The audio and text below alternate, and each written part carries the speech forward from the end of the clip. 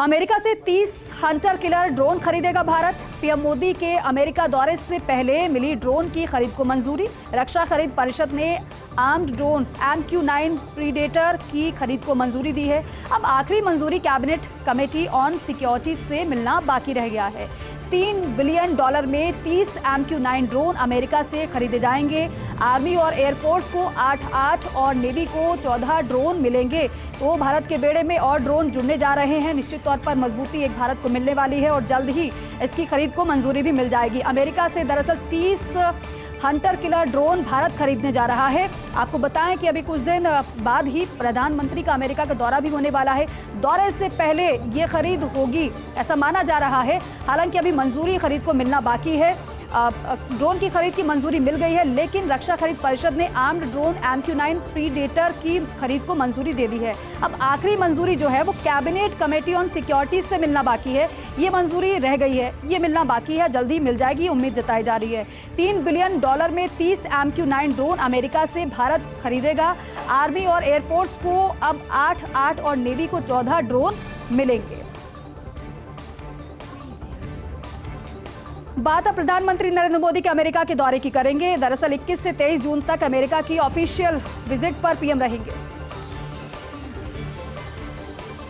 आगे बढ़ेंगे, प्रधानमंत्री नरेंद्र मोदी के अमेरिका दौरे की बात करेंगे। दरअसल प्रधानमंत्री नरेंद्र मोदी अमेरिका दौरे पर जाएंगे और 21 से 23 जून तक अमेरिका की ऑफिशियल विजिट पर पीएम रहने वाले हैं। पीएम मोदी के लिए डिनर होस्ट करेंगी बाइडेन फैमिली। आपको बताएं कि यूएस प्रेसिडेंट स्टेट डिनर के अलावा इंटीमेट डिनर भी होस्ट करेंगे और साथ ही साथ हालांकि विजिट के शेड्यूल में पहले शामिल नहीं थी इंटीमेट डिनर की बात, अब शामिल हुई है। लेकिन अब ये साफ हो चुका है कि मोदी जाएंगे बाइडेन के घर डिनर पर। 22 जून को स्टेट डिनर से पहले फैमिली डिनर पर प्रधानमंत्री नरेंद्र मोदी जाएंगे। 5 चुनावी राज्यों में तैनात होंगे पीएम मोदी के प्रचार दूत। पीएम मोदी 27 जून को भोपाल में पार्टी के बड़े कार्यक्रम को संबोधित करेंगे। कार्यक्रम में भाजपा के राष्ट्रीय अध्यक्ष जेपी नड्डा भी मौजूद रहेंगे। मेरा बूथ सबसे मजबूत कार्यक्रम को धार देने के लिए पीएम मोदी जीत का मंत्र देने वाले हैं। पार्टी के चयनित 3000 मंडल स्तर के नेताओं को पीएम जीत का मंत्र देंगे। सभी कार्यकर्ता 26 से 28 जून के बीच भोपाल में रहेंगे। सवाल यह है कि क्या होगी एआईसीसी में राहुल गांधी की भूमिका। क्या एआईसीसी पुनर्गठन में कोई पद लेंगे राहुल गांधी? अगर कोई पद नहीं लेंगे तो कहां होगा उनका ऑफिस? इसी तरह तमाम सवाल पूछे जा रहे हैं एआईसीसी के गलियारों में। प्रियंका गांधी की भूमिका के बारे में भी लगाई जा रही हैं तमाम अटकलें। क्या स्टार प्रचारक के अलावा और भी जिम्मेदारी प्रियंका लेंगी? क्या केसी वेणुगोपाल बरकरार रहेंगे महासचिव और साथ ही संगठन प्रभारी के पद पर? खड़गे के खिलाफ अध्यक्ष पद चुनाव लड़ने वाले थरूर को सीडब्ल्यूसी सदस्य बनाने पर भी सस्पेंस अभी बरकरार है। अब इन सभी सवालों के जवाब मिलेंगे राहुल के भारत लौटने पर। इंतजार तब तक करना होगा। बंगाल हिंसा पर मुख्यमंत्री ममता बनर्जी का बयान सामने आया है। कहा है कि साउथ 24 परगना में विपक्ष ने हिंसा करवाई है। विपक्ष ने गाड़ियों में तोड़फोड़ की है, लोगों को भड़काया गया है और इसलिए हिंसा वहां पर भड़की। एक तरीके से खुद पर जिम्मेदारी ना लेते हुए विपक्ष पर ठीकरा फोड़ दिया है ममता बनर्जी ने। विपक्ष ने लूटपाट की घटना को अंजाम दिया है, ये ममता बनर्जी के बयान हैं। उन्होंने कहा है कि हमारे कार्यकर्ताओं ने भी जवाब दिया है। हिंसा में शामिल लोगों पर सख्त कार्रवाई। पश्चिम बंगाल में 7 दिन में 3 लोगों की हत्या।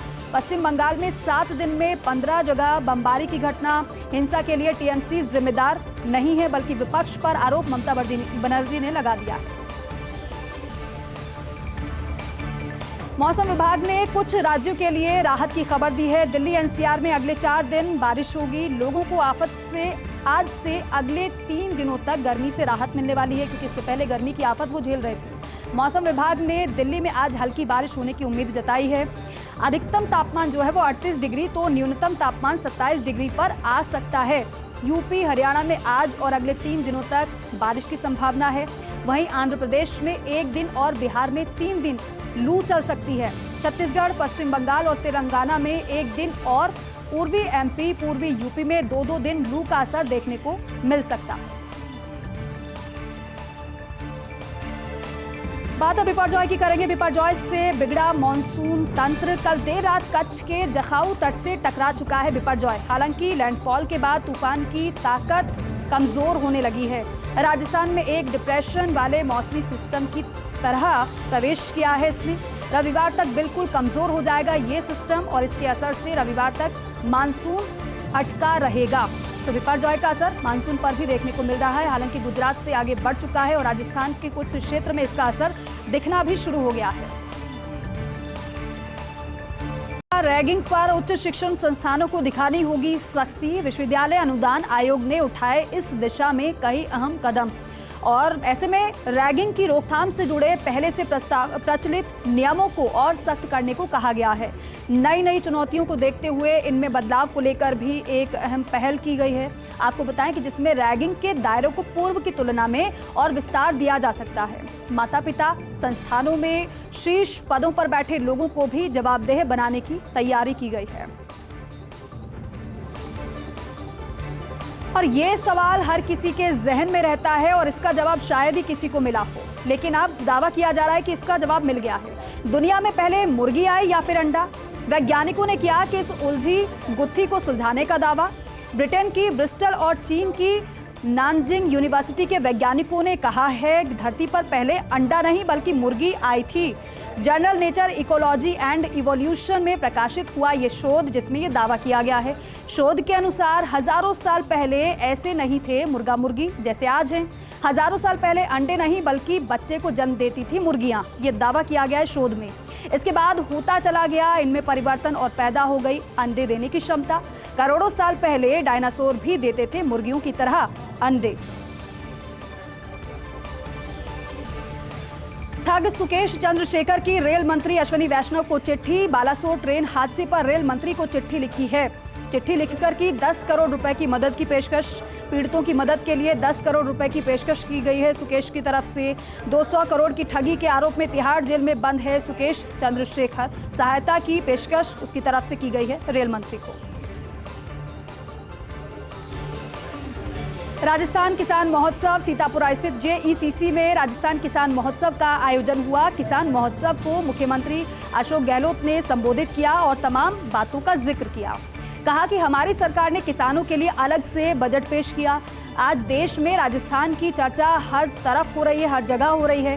राजस्थान की सरकार ने प्रदेशवासियों की स्वास्थ्य की गारंटी ली है और इसके लिए हमने बाकायदा कानून बनाया है। हमने भी प्रधानमंत्री से सोशल सिक्योरिटी कानून बनाने की मांग की है। अब समय आ गया है जब इस तरह के कानून की आवश्यकता है। ओपीएस के कारण राजस्थान की चर्चा देश भर में है। गौशाला अनुदान भाजपा सरकार में 500 करोड़ रुपए मिला है। कांग्रेस सरकार ने 9 माह में 2500 करोड़ खर्च किए हैं। मुख्यमंत्री की तरफ से ये बातें कही गई हैं। आज ही मुख्यमंत्री ने बड़ी सौगात पशुपालकों को दी है। उनके खातों में सीधे एक बटन दबाकर राशि को हस्तांतरित सीएम ने किया है। राजस्थान किसान महोत्सव। सीतापुरा स्थित जेईसीसी में राजस्थान किसान महोत्सव का आयोजन हुआ। किसान महोत्सव को मुख्यमंत्री अशोक गहलोत ने संबोधित किया। कहा कि लंपी रोग को लेकर जो हमने काम किया उसकी तारीफ हर जगह हो रही है। पहला राज्य है राजस्थान जिसने गायों के लिए अलग से निदेशालय बनाया है। पिछली सरकार ने 5 साल में सिर्फ 500 करोड़ रुपए दिए। राजीव गांधी का सपना था डिजिटल मीडिया। रिसर्च हमारे यहाँ कम होती है, हम चाहते हैं वो ज़्यादा से ज़्यादा हो। रिसर्च का लाभ हमारे किसानों को मिल सके, ये कोशिश है। पहले भारत सरकार ने नारा दिया किसानों की आय दोगुनी कर देंगे, लेकिन वो तो केंद्र सरकार कर नहीं पाई। आज राजस्थान दूध उत्पादन में नंबर 1 बन गया है। राजस्थान आज प्रगति के पथ पर है। मुख्यमंत्री अशोक गहलोत मीडिया से रूबरू हुए और कहा कि किसानों और पशुपालकों के साथ प्रदेश सरकार खड़ी हुई है। पशुपालकों के खातों में धनराशि ट्रांसफर हुई है। प्रत्येक पशुपालक को 2 पशुओं का पैसा मिलेगा। पशुओं के लिए दवाइयां फ्री की गई हैं। दूध के कलेक्शन में राजस्थान पहले नंबर पर आ गया है। कृषि पशुपालन के क्षेत्र में राजस्थान प्रगति कर रहा है। आमजन का सहयोग रहा तो 2030 तक राजस्थान देश में नंबर 1 स्टेट बनेगा। ये मुख्यमंत्री की तरफ से कहा गया लोगों से। आजकल मैनिफेस्टो में राजस्थान की योजनाओं को शामिल किया जाता है और ये बड़ी उपलब्धि है राजस्थान के लिए। मैंने बिना कोई नया टैक्स लगाए 5 बजट पेश किए हैं। आज राजस्थान बहुत तेज गति से आगे बढ़ रहा है। इजराइल की तर्ज पर प्रगति कर रहा है प्रदेश।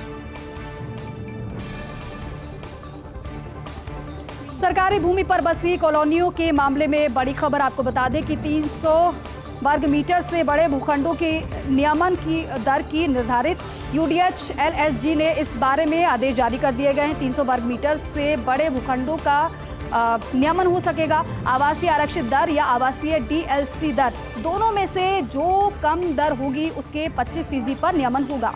हालांकि इन मामलों में निकायों को स्वीकृति लेनी होगी। नियमन के लिए राज्य सरकार से स्वीकृति लेनी होगी।